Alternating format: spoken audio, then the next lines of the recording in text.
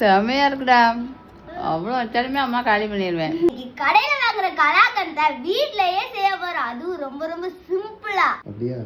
ஆமா. நீங்க கடையில கலாக்கந்து வாங்குனீங்க? அப்படின்னு என்னதுன்னு எனக்கு தெரியாது. ஒரு பாத்திரத்துல பால் ஊத்திக்கலாம். இது கூட பால் பவுடர் சேர்த்துக்கலாம். ஜீனி சேர்த்துக்கலாம். இத அடுப்புல வச்சு கொதிக்க விடணும். பிரெட் வரத்தை இந்த மாதிரி கட் பண்ணிக்கோங்க. இது இன்னொரு ரெசிபி பண்றதுக்கு ஒரு மிக்ஸி ஜார்ல ஒரு ஏலக்காவே அந்த பிரெட்டையும் போட்டு நைஸா அரைச்சு எடுத்துக்கலாம். அரைச்சு வச்சிருக்கிற பிரெட்டை கொதிக்கிற பால் கூட சேர்த்துக்கலாம். நெய் சேர்த்துக்கலாம்.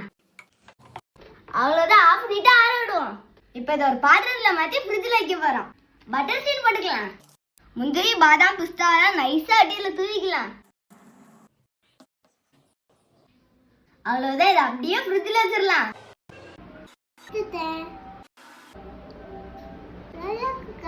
கண்டிப்பா ட்ரை பண்ணுங்க. பால் பவுடர் கொஞ்சம் கூட போடுங்க.